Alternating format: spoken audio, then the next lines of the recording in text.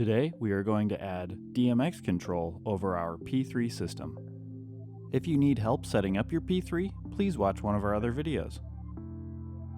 In order to do this, we'll need an already set up P3 system as well as a DMX controller.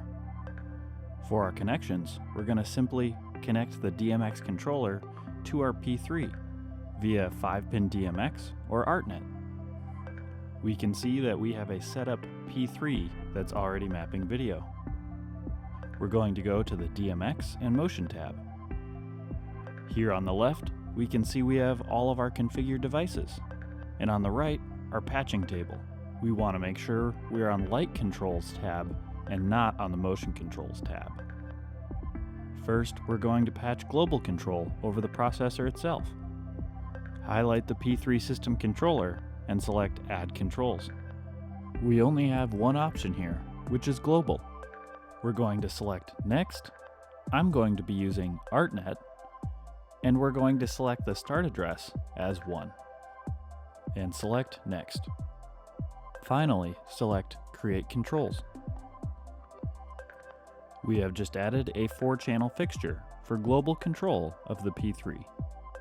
Channel 1 allows for blackout and freeze functionalities, as well as calling up test patterns, which may come in handy later. Channel 2 allows for calling up presets, and channels 3 and 4 are 16-bit control of color temperature correction. Next, we're going to add control for our Sceptrons. Highlight all of the Sceptrons and select Add Controls.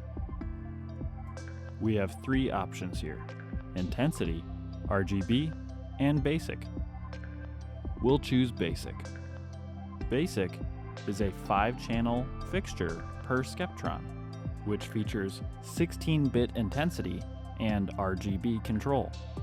We're going to select Next, and we have 2 options: consecutive channel or the same channel.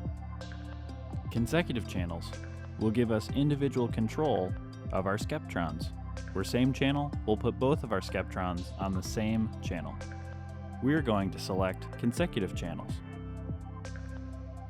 I'm going to select ArtNet, and I want my addresses to start after our last used channel. So I'll type in 5 and select Next. And finally, we click Create Controls. Now that we've created the controls, we can see them here on our patch table. And our fixtures just went black, as we don't have the console set up for control yet.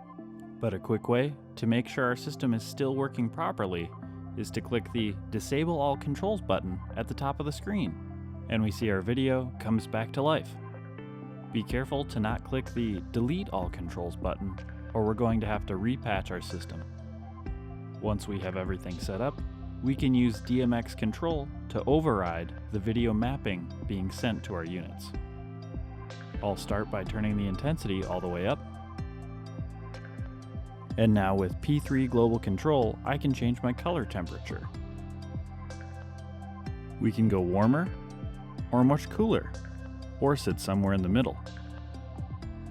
And for my fixtures, I can individually have control over each color channel.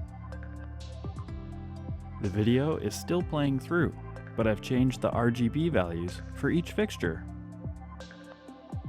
I can also change all fixtures to red, blue, or green, while the original mapped video is still playing through. Please note that we do not have individual control of each pixel in our fixtures, only the fixtures as a whole. The system is now ready to run video and override that with DMX control. But if you do not have any video running into the P3 processor, we'll simulate this by selecting a video input that we do not have connected. Without video, the fixtures essentially see nothing coming in. So no matter what we do, none of the colors will come through. Here's where the test patterns can help us out. I can call up the white test pattern with my P3 global control. There we go. Now that our fixtures are white, I can use DMX control override to change the colors of each fixture. And that's it. Our processor is ready for DMX override.